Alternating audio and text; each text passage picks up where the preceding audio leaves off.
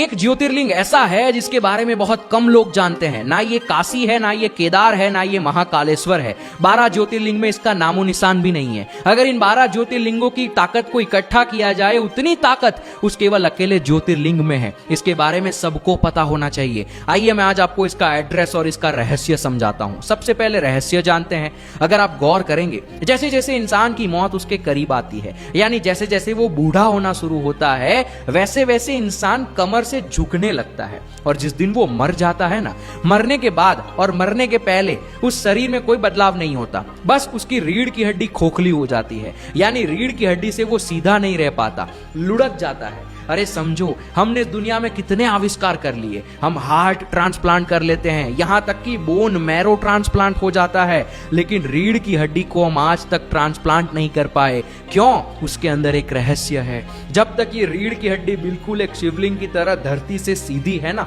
तब तक हम कहते हैं उसमें जीवन है, यानी उसमें शिव है। जैसे ही शिव इसको छोड़ के चले जाते हैं, जीवन निकल जाता है, वैसे ये रीढ़ की हड्डी लुढ़क जाती है। और अब हम क्या कहते हैं उस शरीर को? शव कहते हैं। यानी जब तक शिव है तब तक ही वो सीधी है, जैसे ही शिव इसमें से गए वो शव बन जाती है। समझो, इस धरती पर कितने प्राणी हैं, लेकिन इस कुदरत ने केवल मनुष्य को सीधी रीढ़ की हड्डी दी है। यहां पर कुदरत के साफ साफ संकेत है कि मनुष्य, तू तेरी रीढ़ की हड्डी के अंदर छिपी जीवन ऊर्जा को समझने के काबिल है। सुबह शाम 5-10 मिनट जब भी मौका मिले, आंखें बंद करके अपनी रीढ़ की हड्डी पे ध्यान ले जाओ।